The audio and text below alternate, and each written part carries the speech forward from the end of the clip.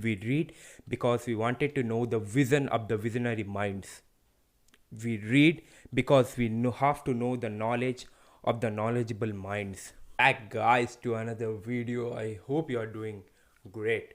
So, you wanted to read, you wanted to know more about the real world, you wanted to read books about finance, you wanted to read books about self improvement. But when you grab your piece of book, or when you grab that Kindle, or minutes after scrolling through Kindle or that cotton pages, you kind of give up, you kind of feel tired.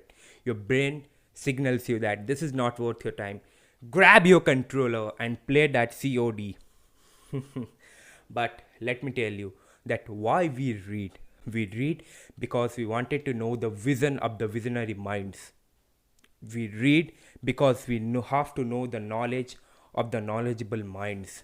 We wanted to feel the experience that those gurus have already got, like Naval Ravikant. When I go through his thoughts, I feel great.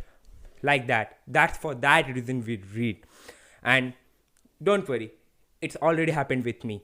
In the past, as I have came from an education system where reading books implies getting good marks.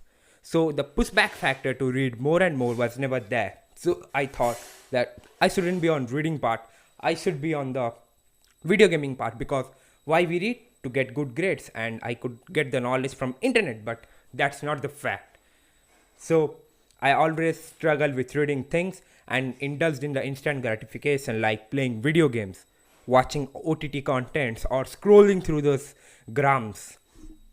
So I really use this technique, which really helped me a lot. So I will be going through this technique. So point number one, find your interest and diversify it. So as I've already said that we wanted to know the vision of the visionary minds. So you could got those visions from podcast, audiobooks, or different types of contents available.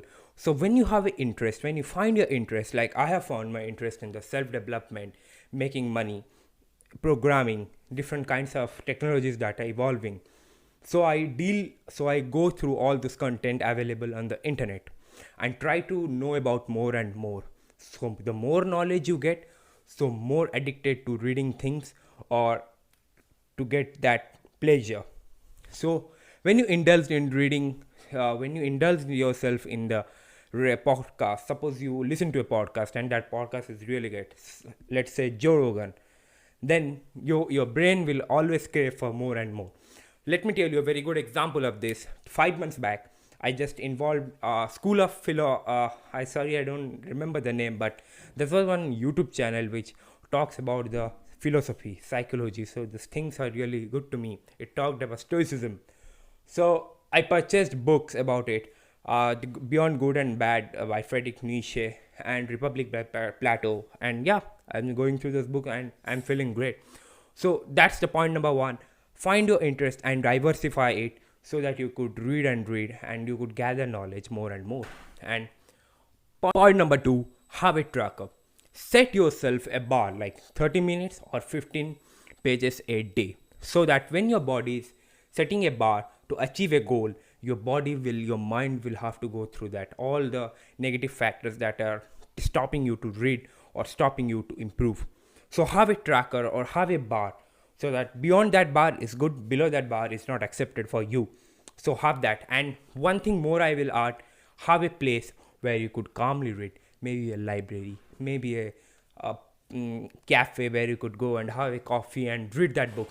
I'm telling you, when I was reading that book called Atomic Habit, I went to a nearby cafe because my mind is kind of not getting acquainted with that book. So I went to that cafe for 1 month and I've completed that book, and I feel so happy every time I went to that cafe for 30 minutes, have a cup of coffee. I enjoy my time.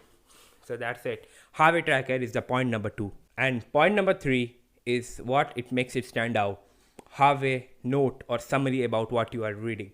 Remember, zombie-less reading, zombie type of reading, like you are going through all those words and sentences are not going to help you. At a time or after some time, you are going to fail or feeling tired because your brain is reading, but you are not involved in the reading process. So what you could do, have a summary. Suppose you are reading a book about finance. that thing is difficult, right? So when you have a summary about what you are reading, so later in time when you need that summary to implicate in your life, then you could refer to a summary. You could argue that I could get that summary from internet, but that bullshit. Writing it down is kind of, it's a practice exercise for your brain to involve yourself in the process of reading and writing. So it's a cyclic process. When you read and when you write, the things is got implemented in your body. So have a write down or have a summary which you could refer in future, and which would push you more to read and read more and more about it. So that's the three tips. If you wanted to be a reader like me, or you wanted to improve in the process of reading that I did. And always remember, you are, as I've already said, you could be in your bad position for life, but if you wanted to improve, hurdles will be there, and if you overcome that hurdles, you are going to be great. Hope you see you in the next one. Bye.